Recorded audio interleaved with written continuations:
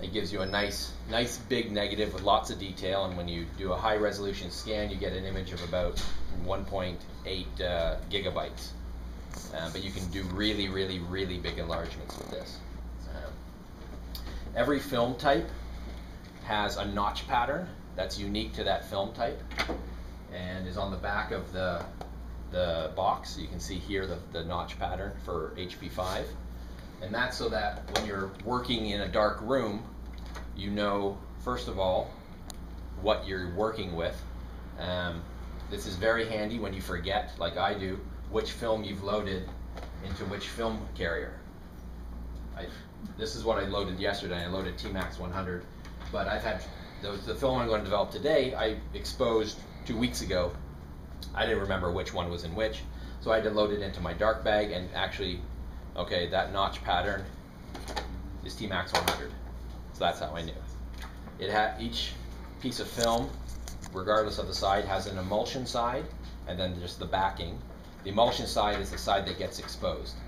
The other nice thing about having the notch pattern is if you hold it in your right hand and you feel the notches with your right hand, you know that the emulsion is facing you. You need to load it in the correct orientation. So, how to actually do developing.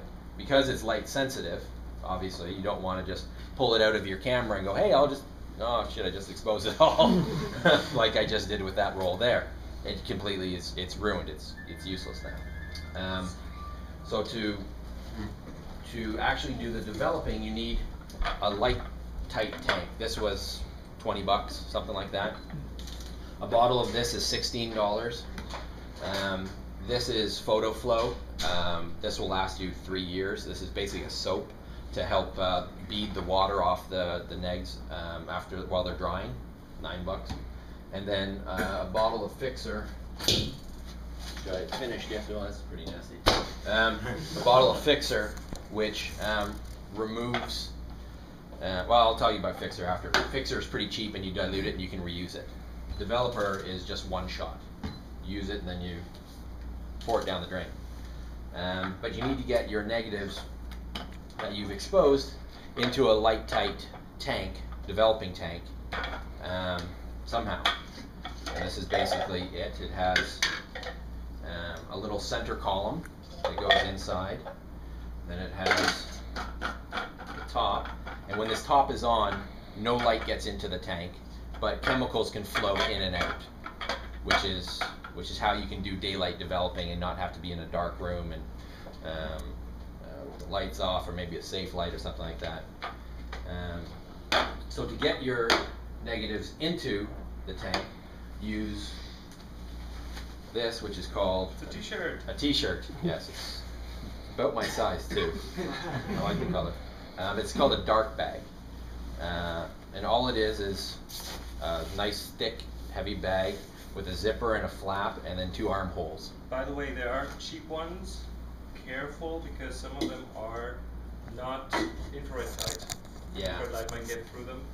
The dark fabric, black fabric, if it's not thick enough, and some films are sensitive to infrared light. So I've seen people ruin their films by putting them into a cheap dark bag.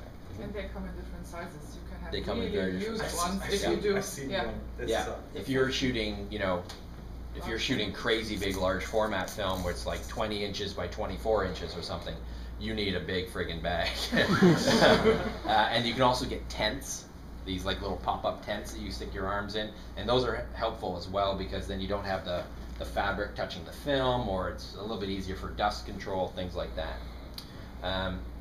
Now you can't just take the film, open her up and say, okay, here, I'm just gonna, there we go, I'm just gonna put that in, you don't want the film to be touching each other, because you need the chemicals to get in between the layers so that it develops it. So you use one of these things, a little spool. And this type of spool is adjustable, so you can do 35 millimeters or 120. 35 millimeter, you take, and when you're inside the dark bag, you have to do all this in the dark. So it takes a little bit of practice.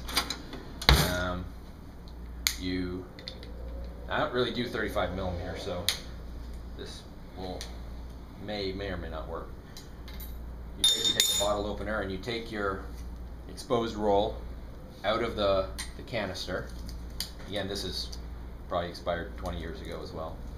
And then this is a roll 35 millimeter, what it looks like. Take a pair of scissors, you cut off the lead. You do all this in the dark back while not seeing it, right? Exactly, you have to do all this blind. Cut off the end. I forgot that one. That was crap. Yeah. When someone does that, watch their face. Because they go, Yeah. Even so. There's developing face. Guitar players have guitar face. Film people have developing face.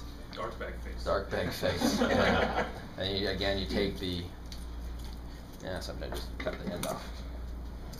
And the nice thing about film is that there's going to be, the film, your shot will probably end somewhere around here, and there's lots of tail and lots of lead in. So you've got some room in case you accidentally cut too far up. And then to get it onto here, it's actually I think it's kind of fun. So basically you just feed it in a little bit, and then and just make sure it doesn't get all tangled up behind you. And that's just coiling it around, feeding it through all the way. Do you have to worry about fingerprints? Not too much, but it's always best not to handle it if you can. You'd have to worry about them a little bit more on the inside, on the emulsion side, than on the top side. Yeah, and I guess you should have clean fingers before you start doing it. Yeah. You should have like Peanut butter fingers. Done. Peanut butter fingers? No, not really. And then so that's now loaded on the spool, and then that would just drop into the tank. And you can load 2 or 3 spools of 35 millimeter in a typical tank. And they're really large tanks that hold many films spools. more. And if for whatever reason you screw up, you just pull it apart and start again. Super common to screw up and start again and again and again and again. At least for the first time, but then after a while you'll learn. I don't do 35 millimeter, so I'm amazed that actually worked on its first try. Most of the time I screw up with 35. 120 is what does it for me. It's easy. And then 120, the process is the same.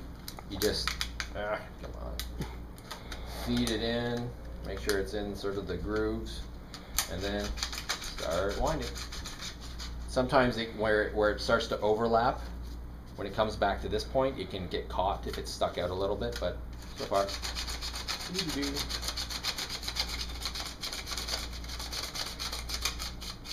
So how much separation do you have between layers? You've got a couple millimeters, just enough for chemicals to get through. On spools like this, you can usually load 2 rolls of 120, sort of end to end. I've tried it once and it was a total epic fail, so I just don't bother. Yeah, Chemicals are cheap. Accidentally slide them over each other. Yeah, exactly. And so that's 120. So if you want to try and play around with that, you're welcome to step up and go. I'll be developing 4x5 today, which is the sheet film. Now, sheet film for this size tank doesn't have a spool.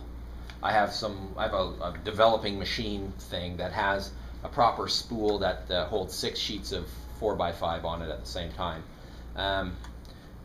But that's not how I learned how to develop it myself.